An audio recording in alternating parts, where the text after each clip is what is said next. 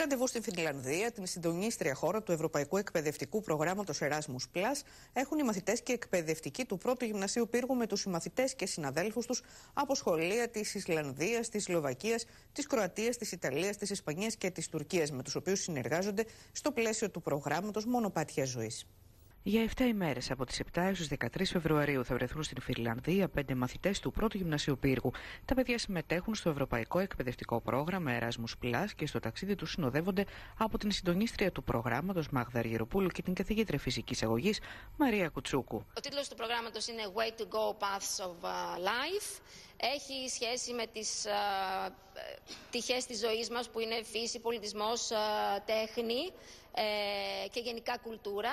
Όμως αυτά όλα τα προσεγγίζουμε με την τεχνολογία, με διάφορες τεχνολογικές εφαρμογές, με κινητή τεχνολογία. Η αναζήτηση δηλαδή της γνώσης γίνεται με έναν τέτοιο τρόπο και έτσι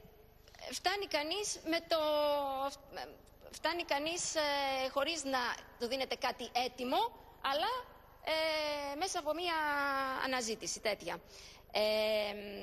Αυτό το πρόγραμμα έχει απόλυτη άμεση σχέση μάλλον με τις μεταρρυθμίσεις που θα γίνουν στο εκπαιδευτικό σύστημα της Φινλανδίας.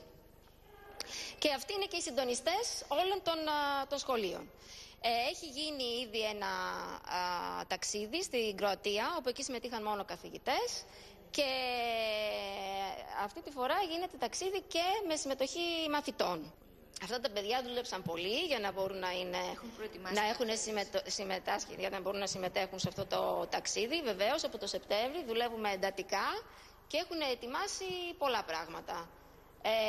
Αυτά όλα μπορεί να τα δει κανείς στην ιστοσελίδα του προγράμματος. Στη συνάντηση θα συμμετέχουν επίσης μαθητές από σχολεία της Ισλανδίας, της Σλοβακίας, της Κροατίας, της Ιταλίας, της Ισπανίας και της Τουρκίας, με τους οποίους συνεργάζονται στο πλαίσιο του προγράμματος Μονοπάτια Ζωής.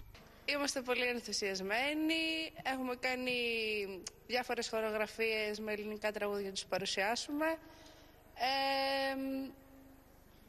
Πιστεύουμε να τους αρέσουν. Έχουμε φτιάξει αφίσες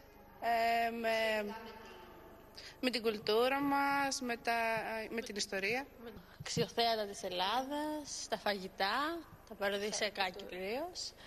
Ναι. Ναι, έχουμε κάνει QR codes. Είναι κωδική, όπου με ένα πρόγραμμα σε κινητό το περνάς μπροστά από την κάμερα και το σκανάρει και βρίσκεις την ανάλογη στη σελίδα ή άρθρο.